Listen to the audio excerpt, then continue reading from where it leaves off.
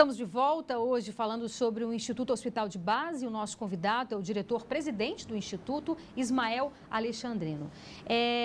Presidente, nós estávamos falando sobre essas mudanças internas, mudanças externas. Quando é que efetivamente a população, não só de Brasília, que a gente sabe que o Hospital de Base recebe pessoas também de várias outras cidades, quando é que a população vai perceber essa mudança no Instituto Hospital de Base? Nata, a gente acredita que nos primeiros 90 dias, né, que nós estamos na iminência deles, isso já seja percebido pela população, né?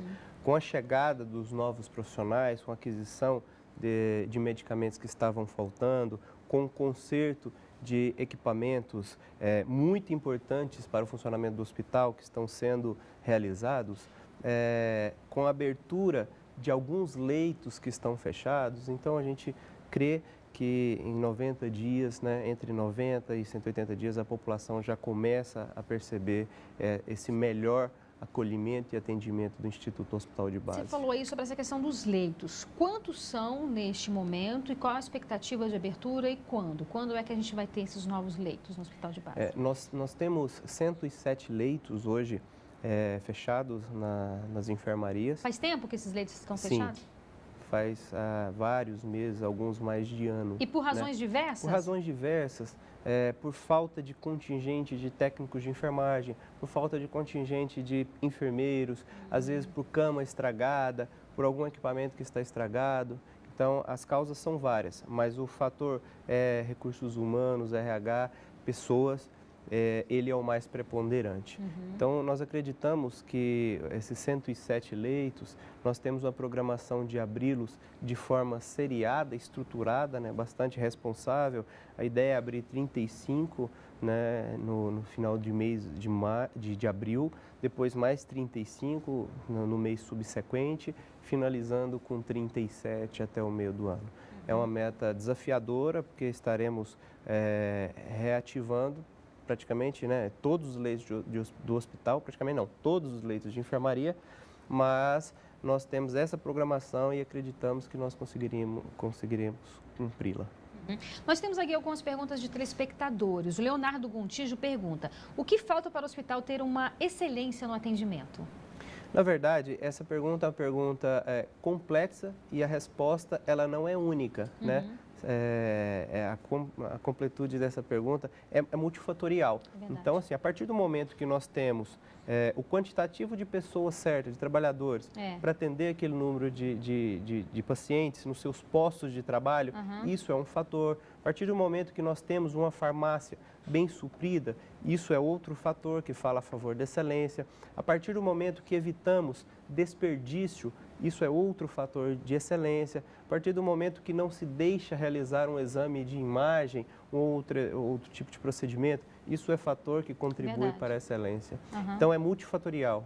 Sim. Essas contratações de mais de 700 funcionários no universo de 500 que serão remanejados, então, ou seja, você vai ter aí um saldo positivo de mais de 200, é isso? De mais de 200 funcionários. Quando é que esses funcionários já vão começar a trabalhar? E a outra pergunta isso é o suficiente para atender a demanda ou é necessário contratar mais profissionais? Não, isso é um grande aporte, é um pool, né, que a gente vai ter, mas ela não contempla toda a nossa necessidade. Então, na primeira quinzena de abril, esses novos colaboradores, eles já entram para trabalhar no Hospital de Base e, em paralelo, outros processos seletivos menores, muito focados para as áreas, principalmente áreas meio, né, áreas administrativas que estão sendo estruturadas, eles serão realizados. Então, nós acreditamos que ao longo de 2018, nós consigamos contratar aproximadamente 1.000 novos colaboradores, contando com esse primeiro processo seletivo. A gente faz muita reportagem na área de saúde aqui na TV Band, né, mostrando o drama dessas pessoas e pelo menos a gente percebe que falta médico para atender a população. Isso é uma realidade também no Hospital de Base de uma forma geral? Há uma necessidade de você ter muito mais médicos do que hoje se tem? É fato que faltam médicos, né, mas não são apenas os médicos que faltam. Né? Médico, a gente tem uma grande dificuldade, por exemplo, de médicos anestesistas. Né? O contingente pequeno para a quantidade de cirurgias que precisam ser realizadas. Mas outras categorias, por exemplo, técnico de enfermagem, enfermeiros, nós temos um grande déficit também. Muito bem. A Janaína Sobrino pergunta o seguinte: como o Instituto, o hospital vai garantir mais recursos para remédios e infraestrutura? O orçamento, pelo que a gente viu, é o mesmo.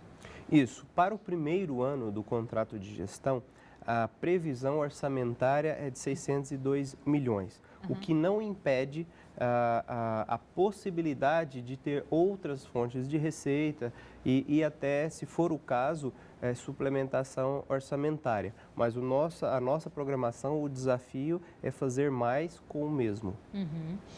A Leila Miranda, ela coloca uma problemática aqui, o seguinte: gostaria de saber por que toda a parte de emergência de coluna, que era atendida na ortopedia, foi transferida para o atendimento do Hospital de Paranoá, tão distante de todas as outras regiões administrativas. Isso é fato? Na verdade, o atendimento de coluna, emergência trauma é base, né? As cirurgias de coluna, a referência é no Hospital do Paranoá, mas isso não tem a ver com o Instituto Hospital de Base. Isso não é algo de agora. Isso, né, tem alguns anos que foi transferido, né, porque lá havia um quantitativo de especialistas, né, nessa área e, estrategicamente, a Secretaria de Saúde achou que seria lá o local mais adequado para se realizar essas cirurgias de coluna. Realmente é muito distante, né, das outras regiões administrativas. É mais distante, né? Apesar que aquela região é uma região que está crescendo e desenvolvendo bastante, né? Mas as cirurgias de coluna, elas são reguladas, né? Elas são programadas. Então, não atende só aquela área, né? Pessoas de diversas regiões serão direcionadas. O Denizar pergunta o seguinte: o que melhorou para os pacientes, uma vez que a população não percebeu essa mudança? Então, é exatamente isso que a gente está falando, tudo muito recente, 2 meses, então, ali para abril, é possível que essa população já perceba essa mudança. Quem necessita, por exemplo, de uma emergência? O hospital de base, ele é um hospital que foi planejado, programado para atender emergências? Como é que é esse atendimento de emergências? Sim. A emergência na rede de saúde do Distrito Federal, ela passou por uma reorganização, está passando, né, atualmente, inclusive. Trauma continua sendo o hospital de base. Outras emergências mais graves, tipo um acidente vascular cerebral, continua sendo o hospital de base. A porta de clínica médica, ela nunca foi a do plano piloto, o hospital de base, né? É o Hospital Regional da Asa Norte e os demais hospitais regionais. Então, o escopo de atendimento assistencial do hospital de base ele não mudou. Ele continua, sim, sendo um hospital de emergências graves e todo trauma grave também o hospital de base. Então, ou seja, para que as pessoas possam compreender mais. Se eu sinto uma dor de cabeça, obviamente que eu vou para uma emergência do hospital, mas o hospital de base não é o hospital melhor preparado para me atender. Justamente, existem níveis de atenção, né?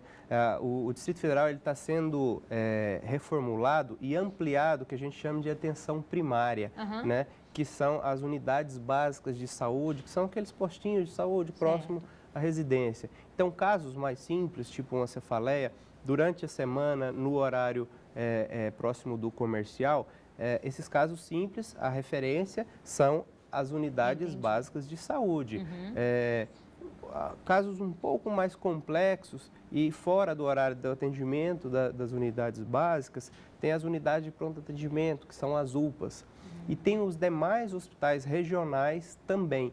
Mas é importante a população entender que antes de pensar em hospital, existem outras unidades que prestam atenção à saúde e que são de, muitas vezes, acesso até mais fácil do que o hospital, que atendem essa população. São seriam os postos? São as unidades básicas, os postos, as UPAs. Entende? Acho que é importante as pessoas saberem disso, justamente, né? O hospital, os hospitais regionais como um todo, eles ficam para casos um pouco mais complexos. E o hospital de base, que é o nosso hospital terciário, né, na referência na rede de saúde, para casos mais complexos ainda, e o trauma. Maravilha.